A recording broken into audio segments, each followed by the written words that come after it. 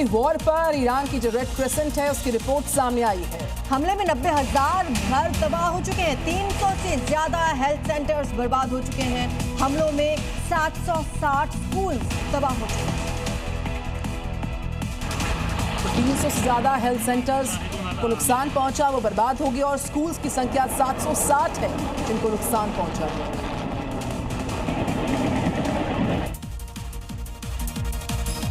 Dubai में Kuwait के oil tanker पर ईरानी ड्रोन से अटैक किया है और इसके बाद टैंकर की बाहरी हिस्से को नुकसान पहुंचने के साथ आगे बढ़े। टैंकर में 20 लाख बैरल तेल भरा था। ये हमला तब होता है जब ऑयल टैंकर अल सालमी दुबई में जबेल अली बंदरगाह पर मौजूद था।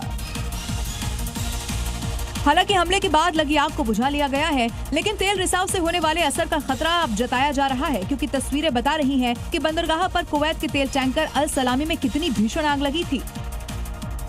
बताया ये भी जा रहा है कि ईरान ने इस तेल टैंकर पर ड्रोन शाहिद से हमला किया। ईरान का दावा है कि हमले में टैंकर बुरी तरह से ध्वस्त हो गया।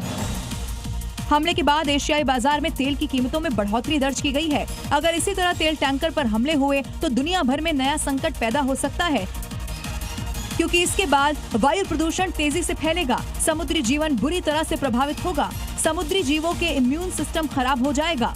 तेल के विषैले यौगिक का असर इंसानों पर भी दिखेगा।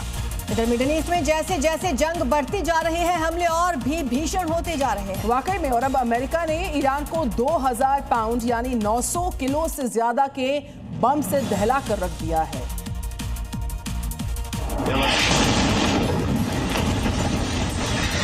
क्योंकि इस्फहान में नतांज परमाणु संयंत्र जैसे बड़े परमाणु केंद्र और कई सैन्य बेस मौजूद हैं। ऐसे में अमेरिका इस हमले के जरिए ईरान की सैन्य क्षमताओं को कमजोर करना चाहती है। अब अमेरिका ने जब इस्फहान पर इतने बड़े बंकर बम से हमला किया तो वहां हुए धमाकों की गूंज दूर तक सुनाई दी है।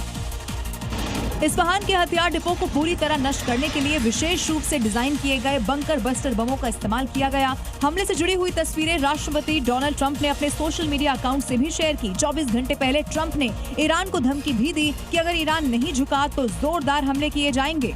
इधर युद्ध में अमेरिका के बेतहाशा हो रहे खर्च को लेकर अमेरिकी जनता तो ट्रंप के खिलाफ हो ही चुकी है। और अब अमेरिकी रक्षा मंत्री पीट हेग्सेथ पर ईरान की वॉर से पैसा बनाने की कोशिश करने के आरोप लगे। मीडिया रिपोर्ट के अनुसार एक ब्रोकर के माध्यम से पीट डिफेंस ETF में एक बड़ा निवेश कराने के चक्कर में थे, जिसके बाद माना जा रहा है कि पीट को ईरान युद्ध की पूरी जानकारी थी। वो जानते थे कि युद्ध होते ही रक्षा उत्पादन बढ़ेगा और रक्षा क्षेत्र से जुड़ी कंपनियों के शेयर चढ़ जाएंगे। इसीलिए वो अपने एक ब्रोकर के जरिए ब्लैक रॉक नाम की एक निवेश कंपनी से एक डिफेंस यूनिट में निवेश कराने वाले थे, जिसका साफ मतलब है कि वो ब्रोकर और पीट दोनों को ही ईरान युद्ध की पूरी जानकारी थी और वो आपदा आने से पहले इसमें अवसर तलाश चुके थे।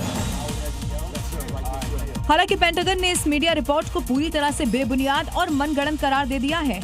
पेंटागन की प्रवक्ता शीन पार्नेल के मुताबिक ये आरोप पूरी तरह से झूठा और मनगढ़ंत है।